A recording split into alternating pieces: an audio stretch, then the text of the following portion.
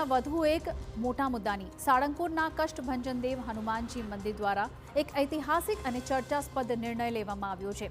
હવે કષ્ટભંજન દેવ હનુમાનજીના નામ, સ્વરૂપો, ચિત્રો અને મંદિર સાથે જોડાયેલી કેટલીક વિશિષ્ટ કૃતિઓને કોપીરાઇટ અને ટ્રેડમાર્કનું કાયદાકીય સુરક્ષા કવચ આપવામાં આવ્યું છે। મંદિર ટ્રસ્ટનો દાવો છે કે આ નિર્ણય દાદાના દિવ્ય સ્વરૂપ અને આસ્થાના પ્રતીકનો વ્યવસાયિક દુરુપયોગને રોકવા માટે લેવામાં આવ્યો છે। જો કે બીજી તરફ કેટલાક સંતો અને ધર્મ આચાર્યોએ આ નિર્ણય સામે સવાલો પણ ઉઠાવ્યા છે। ભારત સહિત વિશ્વના કરોડો શ્રદ્ધાળુઓની આસ્થાનું કેન્દ્ર ગણાતા સાળંગપુર કષ્ટભંજન હનુમાનજી મંદિર દ્વારા એક મહત્વપૂર્ણ પગલું ભરવામાં આવ્યું છે।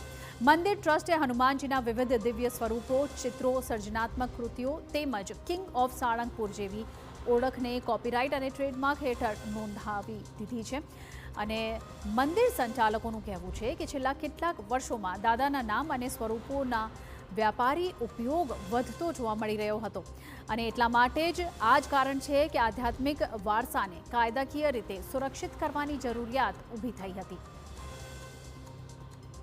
હનુમાનજી મહારાજના અલગ અલગ વિવિધ સ્વરૂપો તેમજ કિંગ ઓફ સાળંગપુરની જે દિવ્ય મૂર્તિ છે એ મૂર્તિ એ આસ્થા અને શ્રદ્ધાના કેન્દ્રને લઈને ધ્યાનમાં રાખી આજે એમના ટ્રેડમાર્ક કોપીરાઇટ્સ કરાવ્યા છે। આના કોઈ દુરુપયોગ કે મિસયુઝ ના કરી શકે એ હેતુથી આપણી સાળંગપુરની આગવી ભક્તિ પરંપરા, સેવા પરંપરાઓ જળવાઈ રહે એ હેતુથી આ કાર્ય સંપન્ન થયું છે। જો કે આ નિર્ણય બાદ વિવાદ પણ શરૂ થયો છે। કેટલાક સંતો અને ધાર્મિક આગેવાનોનું માનવું છે કે દેવી દેવતાઓને કોપીરાઇટના દાયરામાં લાવવું યોગ્ય નથી। આ મુદ્દે સનાતન સંત સમિતિએ ખુલ્લેઆમ વિરોધ વ્યક્ત કર્યો છે।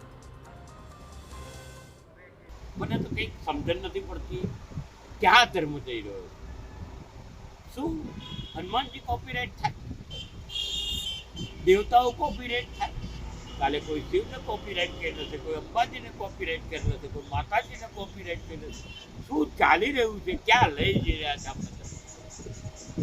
સર્વના દેવો અને દેવોના સર્વો છે ત્યારે સનાતન ધર્મની પ્રણાલીમાં કોપીરાઇટ જેવી સિસ્ટમ ન લાવી અને ધર્મને હાનિ ન પહોંચાડે તેવી વિનંતી।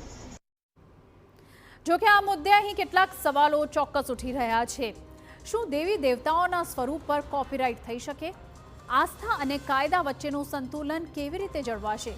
દાદાના નામના દુરુપયોગને રોકવા માટે આ જ એકમાત્ર રસ્તો હતો? આ તમામ ગંભીર સવાલો છે। આ સાથે જ કોપીરાઇટ માત્ર વ્યવસાયિક ઉપયોગ માટે જ લાગુ પડશે? આ પણ એક મોટો સવાલ છે અને આ સાથે જ અન્ય ધાર્મિક સંસ્થાઓ પણ આ મોડેલ અપનાવશે તે સવાલ પણ ચોક્કસ ઉઠે છે। આ નિર્ણયથી નવા વિવાદો ઊભા થશે કે કેમ? ધાર્મિક વારસાના સંરક્ષણ માટે નવા નિયમોની જરૂર છે?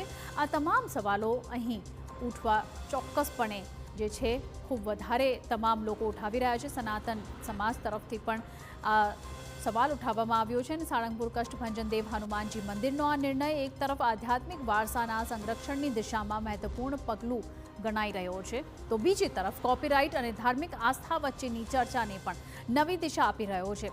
હવે જોવાનું એ રહેશે કે આ નિર્ણય ભવિષ્યના અન્ય ધાર્મિક સંસ્થાઓ માટે નવો માર્ગદર્શક બનશે કે પછી વિવાદનું કારણ।